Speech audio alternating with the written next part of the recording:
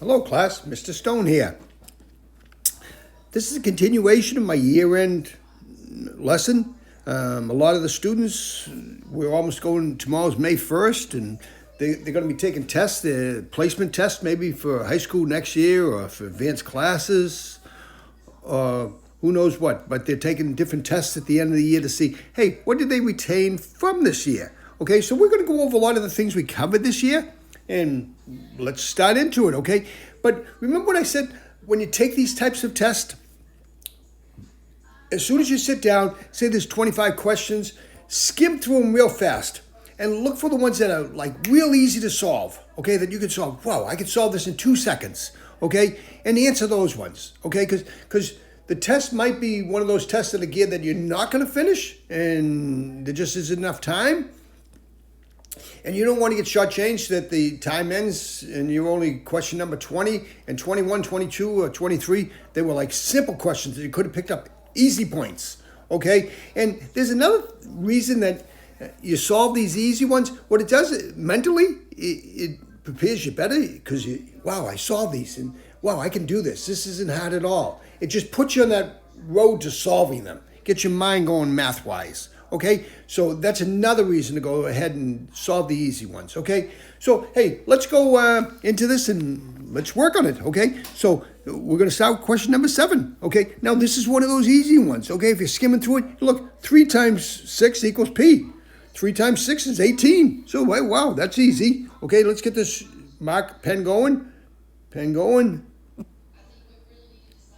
So, 18. 18 is the answer.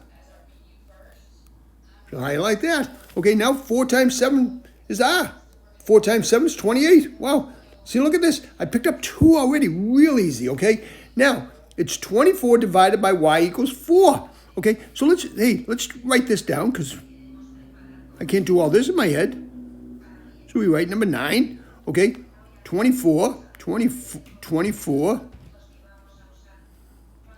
divided by y. I'm going to write it like this because it's a little easier for me. Equals 4. I got to get y by itself. Hey, let's multiply both sides by y. So we'll multiply this side by y and this side by y. These two y's cross each other out, so I'm getting 24 equals 4y. Now, I still want to get y by itself, so now we have 4 times y. So the opposite of times is division. So we divide both sides by 4. What you do to one side, you got to do to the other side. So 24 divided by 4 equals 6. These two 4's cross each other out. 6 equals y. Okay, so is that one of the answers? Yeah, look right over here, D. Okay, I'm going to square this off so now later on I can come back to this. Okay, now,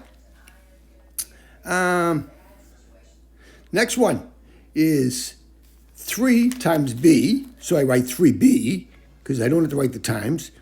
3b equals 24. Equals 24. I want to get b by itself. I divide by 3 because it's 3 times b. So I divide this side by 3 and this side by 3. What you do on one side, you got to do the other. b equals 24 divided by 3 is 8. Any of those the right answer? Let's write 10 so I know which one. Yep, right here. Look at this. We solved this. Okay, now the next one. What is the range of the table? Oh, wow, I'm looking at this. Let's see. I move this up. Oh, I can see a whole bunch of range and domain type questions, okay? Here's what I'd do if I was doing this, okay? Because you're going to come across a whole bunch of these. Unless you get this real good in your head, okay? We got X and Y, okay? Write it down. Write down your cheat sheet. I'll call it the cheat sheet side, okay? So we write down the X, okay? X. And we write down the Y side, okay? Now, what do I know about this, okay? On the X side, right, that's going to be the domain. Domain. And this is the y side's the range. Okay? Now, what else do I know? Okay? This is going to be the independent. Okay? Independent. I'm just going to write that so I know it. Okay? And this is going to be dependent side. Okay? And usually this will be the left side. Be the left side. Just in case it's not marked, this will be the right side. Okay? Now I got all these little rules, okay? So now I don't have to think back on this, okay? I don't have to try to recall these things on my mind. So what is the range of the tables? So, hey, I'm looking right up here. The y side's the range. I wrote that down. Okay, so now, so the range is going to be the 0, the -4, the 3, and the 1. Okay, any of these look like that. Look at, yeah, in a way. You ready? The first one, but they didn't write them in the same order, but they were all there. So this is what it is. Okay, so that solves that one. Now, let's go up to the next one. What is the domain? Okay, the domain. So I wrote the thing. The domain's the x side. Okay, so that's going to be this side, the left-hand side. Okay, so this will be it on this side. What is the domain of the table showed? Okay, it's got the 6, the 6, the 18, the 18. But you don't have to keep writing the 6, the 6, or the 18, the 18. So in reality, this one is it. You only have to really write it once. Okay, okay. Now, okay. I don't know why those lines showed. I'm sure I hit something else. Let's erase this. Erase. Get rid of these. Okay, whatever they were, they're gone now.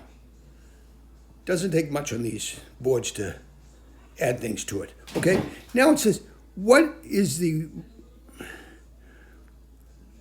relationship shown a function?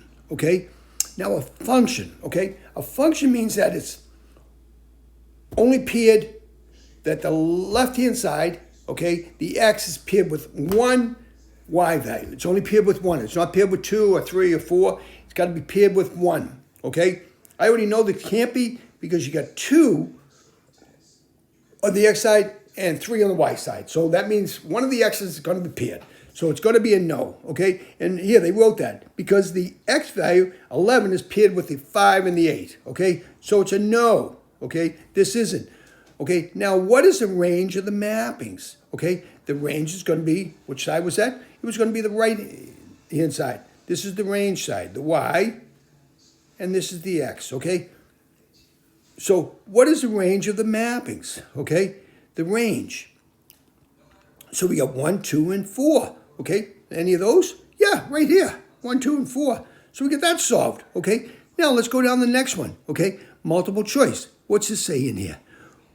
What is the range of the table? Okay, so remember what I said? Just because they wrote that 7 3 times, you don't write the 7 3 times. You don't have to. You just got to write the -2, the 7, and the 3. They got that? Yep, right here. That was all there was to it. See, we're solving these real fast, aren't we? Okay, now it says, what relationship does the mapping show? Okay, so they want to know the relationship between the x and the y. So let's see. We got a 0 and a 1. A 0 and a 1. Then we got a 1 and a 2. 1 and a 2, yeah. Then we got a 2 and a 2. 2 and a 2, so we got to find 0, yep, 2 and a 2. Then we got a 3 and a 4. It's going to be this one because we got them all, okay? We have 4 different relationships, okay? And I think that's it. We did them all.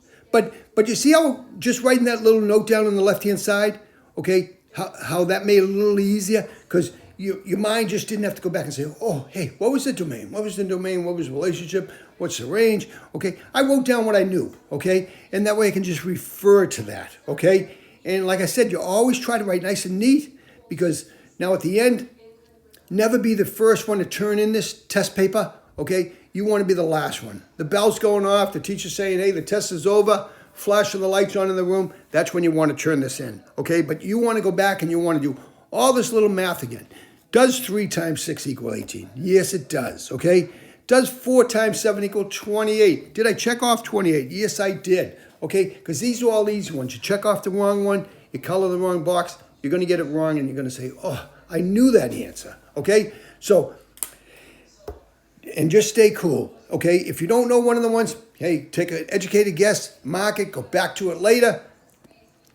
And remember what I said is, if you like this video, give me a thumbs up, subscribe to my YouTube channel, help my YouTube ratings, and remember what I always say is math can be fun. You have a great day. Thank you very much. Bye-bye.